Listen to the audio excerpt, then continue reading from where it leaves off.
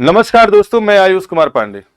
RBS classes the Pariksha Guru के YouTube channel पर मैं आपका हार्दिक स्वागत करता हूं, अभिनंदन करता हूं।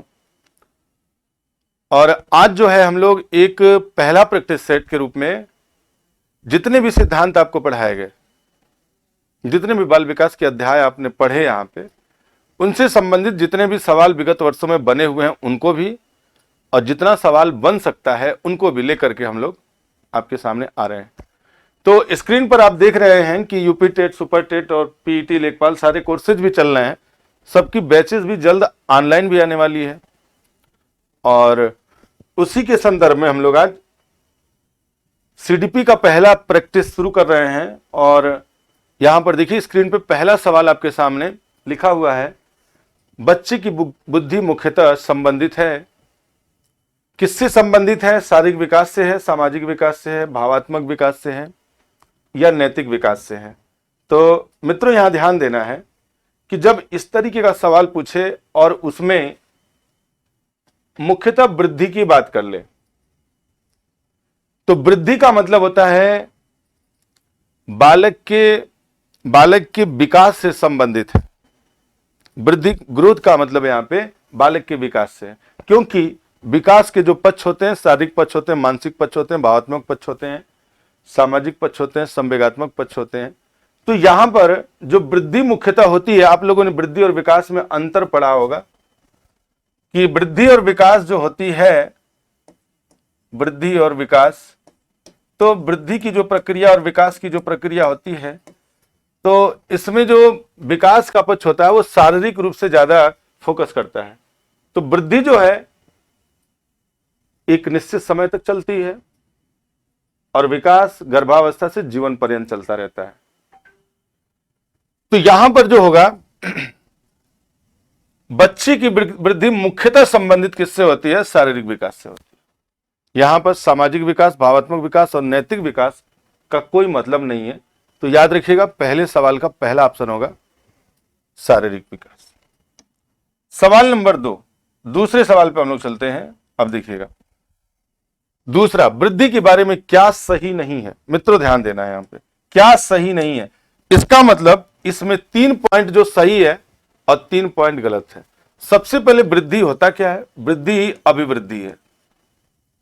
अभिवृद्धि शारीरिक होती है, अभिवृद्धि मात्रात्मक होती है, अभिवृद्धि मापनीय होती है, अभिवृद्धि जीवन पर्यंत चलने वाली प्रक्रिया होती है। तो आप वृद्धि और विकास में अंतर पढ़े हैं। एक तरफ में आपको याद होगा कि मैंने वृद्धि पढ़ाया था और दूसरी तरफ विकास पढ़ाया था। दोनों में अंतर भी बताया था कि वृद्धि और विकास में क्या अंतर होते हैं। तो आपने पढ़ा था कि वृद्धि की जो प्रक्रिया होती है, वृद्धि मापी जा सकती है, आपने ये पढ़ा था। लेकिन विकास मापा नहीं जाता, मापा नहीं जाता। और यहां पर आपने देखा था कि वृद्धि जो होती है मात्रात्मक होती है। वृद्धि कैसी होती है? मात्रात्मक होती है। और विकास जो होता है गुणात्मक होता है। आपने ये सब पढ़ा हुआ है। तो यहां पे 2 ऑप्शन, वृद्धि क्या होती है? मापनीय है। वृद्धि क्या है? मात्रात्मक है। अभी पहले सवाल में आपने पढ़ा कि वृद्धि जो है शारीरिक होती है, शारीरिक विकास का पक्ष होता है। लेकिन यहां पर वृद्धि या वृद्धि को जीवन पर्यंत चलने वाली प्रक्रिया बताए। हालांकि आप पढ़े हैं कि जीवन पर्यंत चलने वाली जो प्रक्रिया होती है वो विकास की होती है। अर्थात वृद्धि जो है एक निश्चित सीमा तक चलती है। वृद्धि की प्रक्रिया निश्चित सीमा को प्रदर्शित करती है। निश्चित सीमा अर्थात जब तक बच्चा किशोरावस्था तक होगा, 18 या 19 वर्ष तक वृद्धि होती है। लेकिन अगर विकास की बात करी जाए मित्रों, तो विकास की जो प्रक्रिया होती है, विकास जीवन पर्यंत चलता है, जीवन पर्यंत। तो यहां पर ये पॉइंट जो है क्या है? गलत है। कहने का मतलब ये गलत है। तो यही हमारा आंसर भी सही होगा और बाकी ये सब हमारे आंसर सही नहीं होंगे। अर्थात इस ऑप्शन का जो उत्तर बनेगा वो उत्तर बनेगा डी।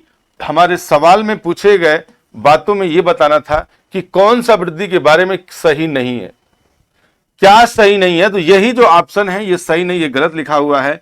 यह विकास का पॉइंट है लेकिन बनाया गया किसमें? अभिवृद्धि में। तो इसलिए यहां पे आंसर ये बनेगा मित्रों, ध्यान देना है। क्वेश्चन नंबर 1 आपका यहां पे डी वाला ऑप्शन सही होता है। अब देखिएगा अगले सवाल पे हम लोग बढ़ते हैं। निम्न में से कौन सा कथन सत्य नहीं है? सीखना व्यवहार परिमार्जन की प्रक्रिया है। कौन सा सत्य नहीं है। जब नहीं पूछता है तो 3 ऑप्शन इसमें सही दिखते हैं। और वृद्धि एक जैविक प्रक्रिया है, विकास एक मात्रात्मक प्रक्रिया है, और शिक्षा एक लक्ष्य उन्मुख प्रक्रिया है। शिक्षा एक लक्ष्य उन्मुख प्रक्रिया है, तो दोनों को ध्यान देना है इसमें। तो यहां पे सवाल जो पूछा ना, कौन सा कथन सत्य नहीं है, तो हम लोग यहां पे देखेंगे मित्रों। पहला, सीखना व्यवहार परिवर्तन की एक प्रक्रिया है, ये बात सही है। हमको खोजना क्या है, सही नहीं है, क्योंकि सीखने की जो प्रक्रिया होती है, सीखने की जो प्रक्रिया होती है, मैंने आपको पढ़ाया था सीखने वाले टॉपिक में अधिगम में, कि सीखना अस्थाई परिवर्तन होता है व्यवहार में। तो व्यवहार परिवर्तन की बात जहां होती है वहीं सीखने की बात होती है। सीखना व्यवहार परिवर्तन की एक प्रक्रिया है, यह बात सही है। वृद्धि एक जैविक प्रक्रिया, यह भी एक बात सही है। विकास एक मात्रात्मक प्रक्रिया है, लेकिन अभी मैंने आपको पिछले सवाल में बताया कि विकास मात्रात्मक नहीं होता है, बल्कि विकास एक गुणात्मक प्रक्रिया है। कैसी प्रक्रिया है, गुणात्मक प्रक्रिया है। विकास एक गुणात्मक प्रक्रिया, मित्रों इसको याद रखना है, विकास एक गुणात्मक प्रक्रिया है, लेकिन यहां पे लिख दिया है मात्रात्मक, इसलिए यही सही नहीं है, आंसर यही हमारा सही होगा। और शिक्षा एक लक्ष्य उन्मुख प्रक्रिया, अधिगम के सिद्धांत में आप लोगों ने पढ़ा है, सीखने के सिद्धांत में भी आप लोगों ने देखा है कि सीखने के लिए लक्ष्य की जरूरत पड़ती है, उद्दीपक की जरूरत पड़ती है, स्वाभाविक उद्दीपक की जरूरत पड़ती है। तो इसलिए ये भी सही है, ये भी सही है, लेकिन हमारा आंसर कौन सा इसमें सत्य नहीं है, तो आंसर सी जो है इसमें सत्य नहीं है, इसको याद रखना है। क्वेश्चन नंबर 3 हो गया। अब मित्रों देखिएगा, नेक्स्ट क्वेश्चन पे हम लोग चलते हैं। मानव विकास को क्षेत्र में विभाजित किया जा सकता है, शारीरिक, संज्ञानात्मक, संवेगात्मक, सामाजिक। संवेगात्मक, संज्ञानात्मक, आध्यात्मिक। आध्यात्मिक कोई विकास का क्षेत्र नहीं होता, तो ये पॉइंट गलत हो गया। आध्यात्मिक जहां जहां होगा वो भी गलत होगा, ये भी गलत हो गया। अब यहां पे बचा कि मनोवैज्ञानिक, संज्ञानात्मक, संवेगात्मक और सामाजिक। तो यहां पर मनोवैज्ञानिक विकास का भी क्षेत्र नहीं होता मित्रों, तो यह भी गलत हो गया। आंसर कौन सा बनेगा मित्र, ए बनेगा। शारीरिक, संज्ञानात्मक, संवेगात्मक और सामाजिक, यही हमारा आंसर बनेगा मित्रों। करेक्ट आंसर इज ए होगा। यहां पर पहले सवाल का उत्तर ए बनेगा, तो इसको याद रखना है। अब हम लोग अगले क्वेश्चन पे बढ़ते हैं। अगला क्वेश्चन देखिएगा, विकास में वृद्धि से तात्पर्य है। विकास में वृद्धि से तात्पर्य है ज्ञान में वृद्धि, संवेग में वृद्धि, वजन में वृद्धि। तो विकास की जो प्रक्रिया है, विकास में वृद्धि से तात्पर्य, अर्थात यहां विकास नहीं देखना है, बल्कि क्या देखना है, वृद्धि देखना है। अगर ज्ञान में वृद्धि होता तो विकास की बात होती, संवेग में वृद्धि होता तो विकास की बात होती, लेकिन यहां पर बात किसकी कर दिया, वृद्धि की। आपको पता है कि वृद्धि क्या होती है, मापनीय होती है, इसे मापी जा सकती है। वृद्धि तौली जा सकती है, मापा जा सकता है, तौला जा सकता है, वृद्धि देखा जा सकता है। इतने से ही आंसर आपको समझ में आ जाएगा। जब वृद्धि की बात कर दिया कि विकास में वृद्धि से तात्पर्य है, तो वजन में जो वृद्धि होती है वो मापी जा सकती है, तौली जा सकती है। आकार, सोच, समझ, कौशल में वृद्धि या विकास को प्रदर्शित करता है। तो मित्रों यहां पर ऑप्शन कौन सा सही होने वाला है, पांचवें का सी सही होगा। अब देखिएगा नेक्स्ट सवाल पे हम लोग बढ़ते हैं। मानव विकास है, मानव विकास। अब देखिएगा ये विकास के सवाल बने हुए हैं, विकास से संबंधित बातें हो रही हैं। मानव विकास मात्रात्मक, गुणात्मक, कुछ सीमा तक अमापनीय, ए और बी दोनों। तो आंसर यहां पे क्या बन जाएगा कि मानव विकास, मैंने आपको बताया था विकास की जो प्रक्रिया होती है, विकास की प्रक्रिया, विकास की प्रक्रिया गुणात्मक के साथ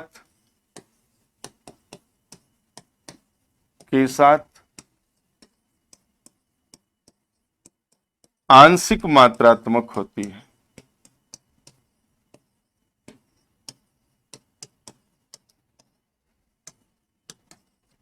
कैसी होती है विकास की प्रक्रिया, गुणात्मक के साथ आंशिक मात्रात्मक, इसलिए ए और बी यहां पे क्या हो जाएगा, सही हो जाएगा। अब देखिएगा अगले सवाल पे हम लोग बढ़ते हैं। सवाल नंबर नेक्स्ट और 7वां नंबर है, बहुत अच्छा सवाल है मित्रों, इसको ध्यान से देखना है। मानव विकास है, मात्रात्मक गुणात्मक, ये वाला हो गया। अब हम लोग परिपक्वता का संबंध है, सवाल ये अगला नेक्स्ट है, परिपक्वता का संबंध है किससे? परिपक्वता का संबंध किससे है, यहां पे सवाल पूछा गया। विकास से है, सृजनात्मकता से है, बुद्धि से है, रुचि से है। परिपक्वता का संबंध वृद्धि से हो सकता है या तो विकास से हो सकता है। कैसे?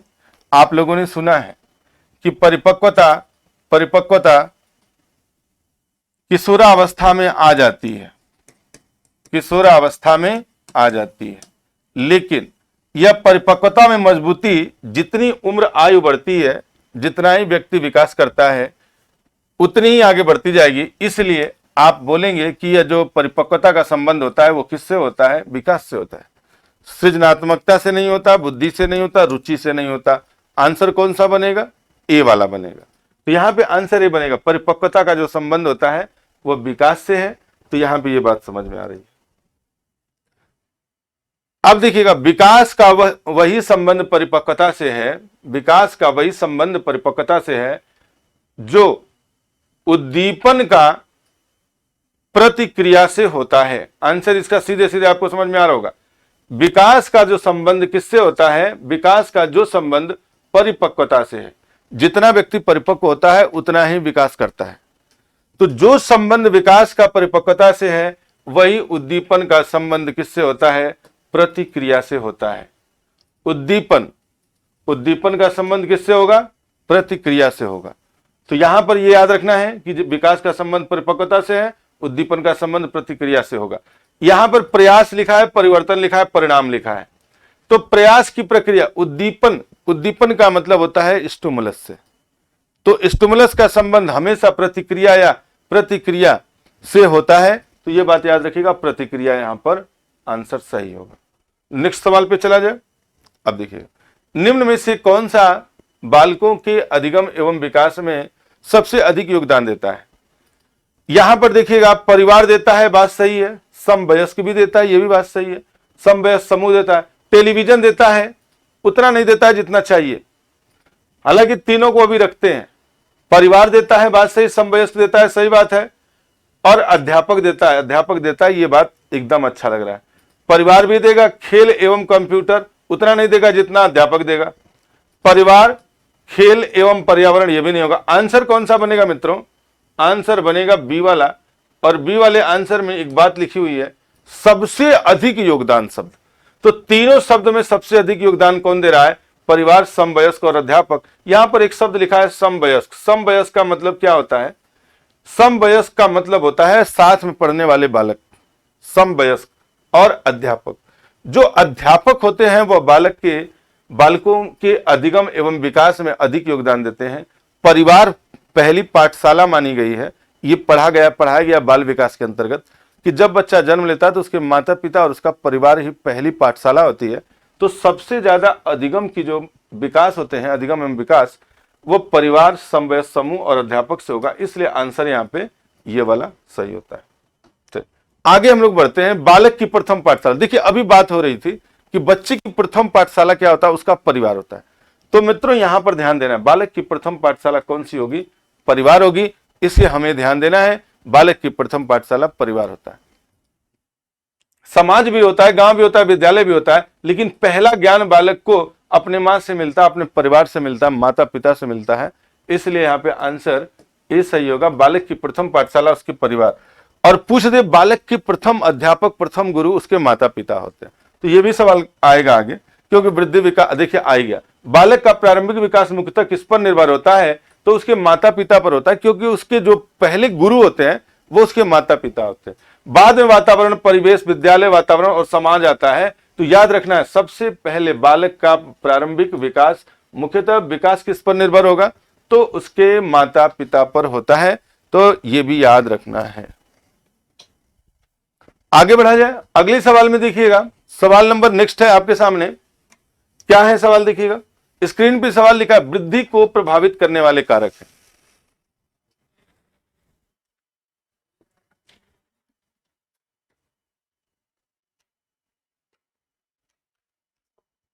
वृद्धि को प्रभावित करने वाले कारक हैं। पर्यावरण बाल विकास को प्रभावित करता है, स्वास्थ्य भी प्रभावित करता है, आहार भी प्रभावित करता है। सेंस क्या है, प्रभावित का सेंस क्या है? यदि बच्चे को अच्छे पर्यावरण में न रखा जाए, अच्छे स्वास्थ्य व्यवस्था न दी जाए, अच्छे प्रकार से आहार की व्यवस्था न किया जाए, तो उसका जो वृद्धि और विकास है, जो वृद्धि है, बच्चे की जो ग्रोथ है, वो क्या हो जाती है, प्रभावित हो जाती है। तो वृद्धि को प्रभावित करने वाले कारक हैं पर्यावरण, स्वास्थ्य, आहार, बल्कि आंसर क्या बनेगा, ये सभी। अगर ये सभी का अभाव कर दिया जाए तो बालक का जो विकास हो जाता है वो क्या हो जाता है, प्रभावित हो जाता है। बालक का जो ग्रोथ होता है वो प्रभावित हो जाता है।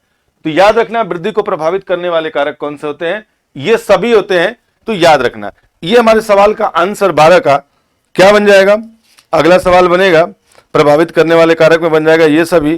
क्योंकि आपको पता है कि जब बच्चा गर्भ में होता है तो गर्भ से लेकर के जब तक बड़ा नहीं हो जाता, प्रौढ़ व्यक्ति नहीं हो जाता, तब तक वह हमेशा प्रभावित होता रहता है। किन से प्रभावित होता है, तो वो पर्यावरण से प्रभावित होता है, पर्यावरण से, स्वास्थ्य से, आहार से, अर्थात इन सभी से वो प्रभावित होगा।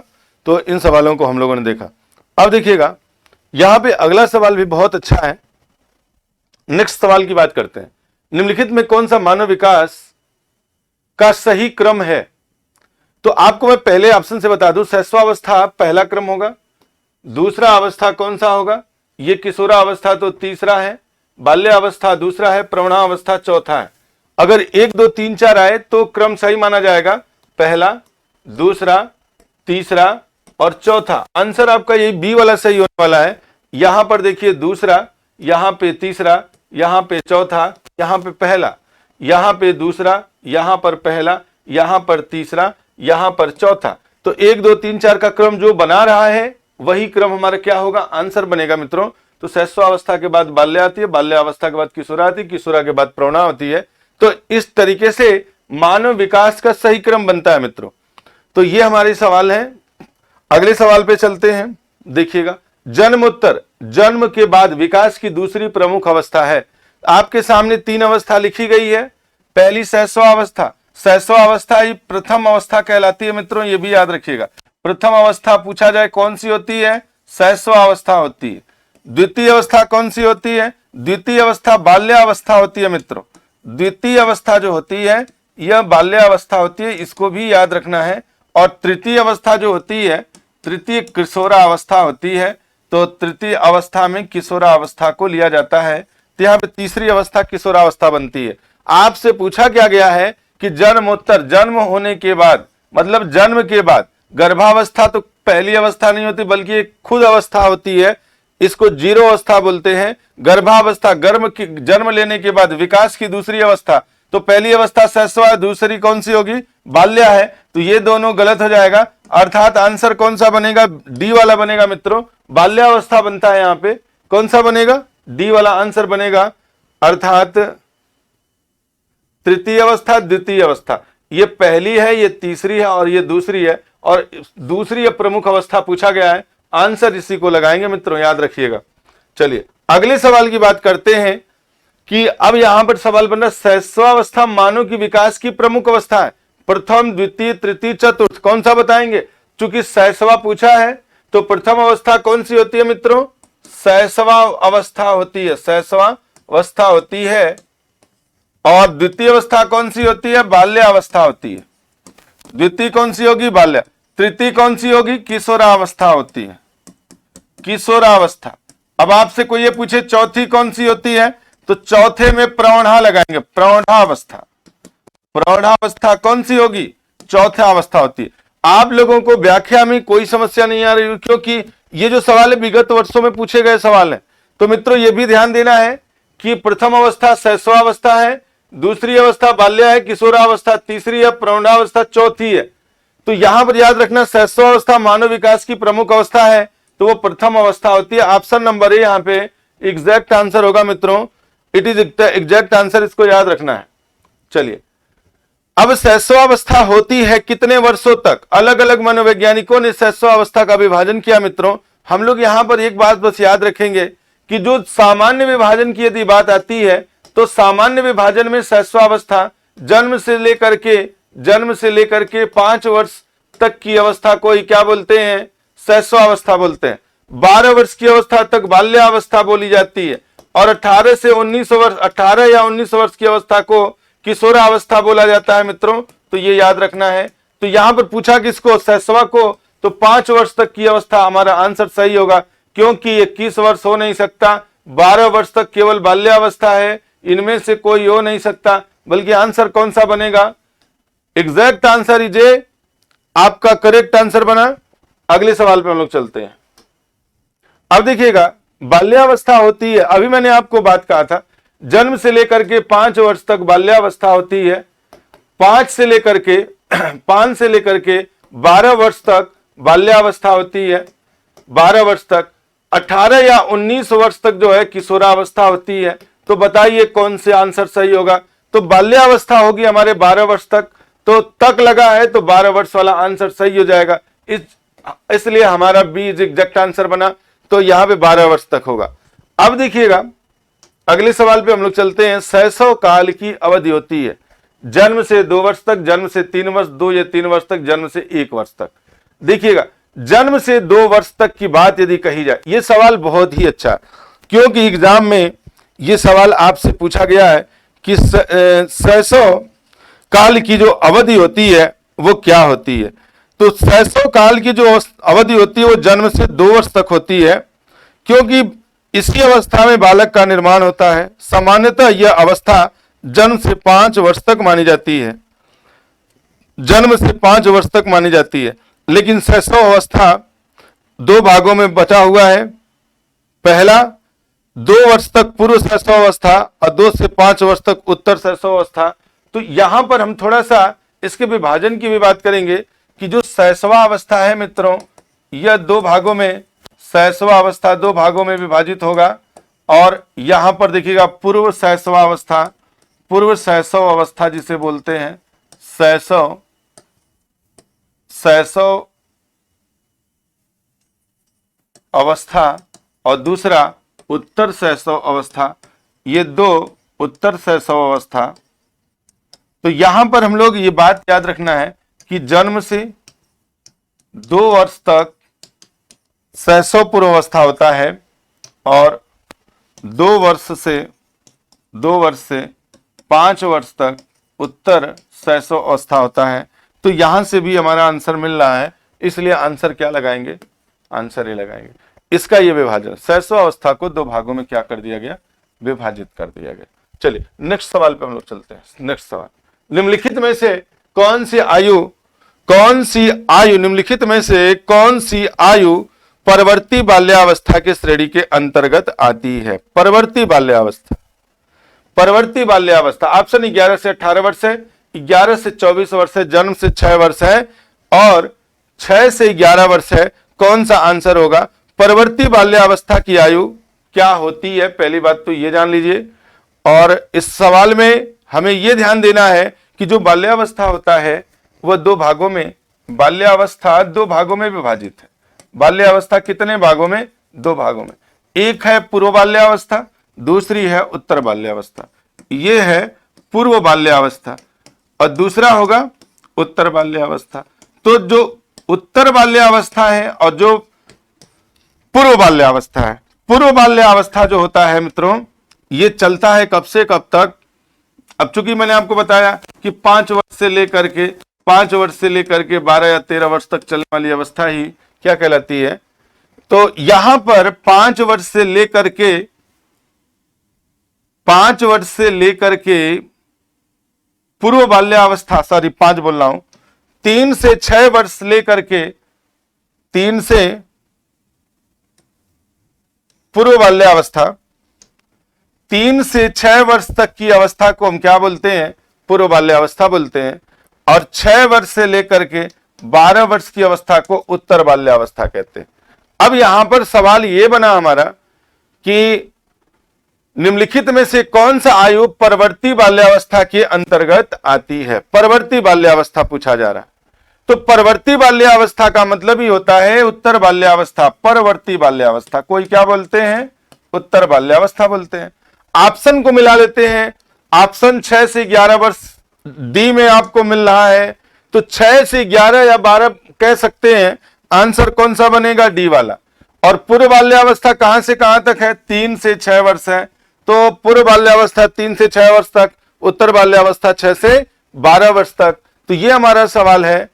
अब हम अगले सवाल पे चलते हैं। देखिएगा, निम्नलिखित में से कौन सा आयु परवर्ती बाल्यावस्था श्रेणी के अंतर्गत आता है मित्रों? तो आंसर अभी मैंने आपको बताया, पिछला ही सवाल रिपीट हो गया है मित्रों, तो इसका आंसर आपको पता ही होगा। आयु परवर्ती बाल्यावस्था की श्रेणी के अंतर्गत 11 से 18, 18 से 24, जन्म से 6 वर्ष और 9 से 12 वर्ष। देखिएगा, 11 से 18 वर्ष, 18 से 24 वर्ष, जन्म से 6 वर्ष, 9 से 12 वर्ष। हमें यहां पर भी थोड़ा सा दिमाग लगाना होगा। पिछले सवाल को भी थोड़ा देखिएगा। 6 से, अच्छा, सवाल में थोड़ा सा डिफरेंसेस हैं। क्या डिफरेंसेस हैं? एक ऑप्शन 9 से 12 वर्ष है, और एक सवाल में 9 से 12 वर्ष है, और एक सवाल में 6 से 11 वर्ष है। दोनों में परवर्ती बाल्यावस्था पूछ लिया गया है। 19वें में बस इतना डिफरेंस है मित्रों कि यहां आंसर वाला 6 से 11 वर्ष है, और 20वें वाले सवाल में मित्रों जो आपका आंसर बनेगा, चूंकि परवर्ती बाल्यावस्था को आप जान ही रहे हैं कि बाल्यावस्था 2 भागों में, एक पूर्व बाल्यावस्था होगा, एक उत्तर बाल्यावस्था होगा। तो जो पूर्व बाल्यावस्था होगा और जो उत्तर बाल्यावस्था होगा, आपको पता है कि 3 से 6 वर्ष और 6 से 12 वर्ष तक है। अब उत्तर बाल्यावस्था को ही पूर्ववर्ती बाल्यावस्था भी कहा जाता है। तो आप देख रहे 6 से 12 वर्ष का जो एज होगा वो आपको मिलेगा किसमें? डी वाले में। आंसर इसमें भी डी बनेगा, क्योंकि निकटस्थ आंसर देखा जाता है। तो यहां पर बना कौन सा? 9 से 12 वर्ष। आप यहां पर भी विचार कर सकते हैं, लेकिन यहां 11 से 18 ही दिया है और यहां 6 से 12 दिया है, लेकिन 18 वर्ष किशोरावस्था को प्रदर्शित करता है, इसलिए यह गलत हो जाएगा। 18 से 24 प्रौढ़ा को प्रदर्शित करता है या शैशवा को प्रदर्शित करता है। आंसर कौन सा बनेगा मित्रों? यही बनेगा। अब उसके बाद मित्रों आज का जो सेशन है हमारा इसी पे समाप्त होगा, और हम आपसे इजाजत चाहेंगे, और अगली वीडियो के साथ फिर हम आपके सामने प्रस्तुत होंगे। तब तक के लिए आप वीडियो को देखें, लाइक करें और शेयर करें, और जितना हो सके अपने मित्रों में इसे शेयर करें, ताकि उनको भी लाभ हो सके, आपको भी लाभ हो सके। इसी के साथ मैं अपनी वाणी को विराम देता हूं। जय हिंद, जय भारत, नमस्कार, नमस्ते, धन्यवाद।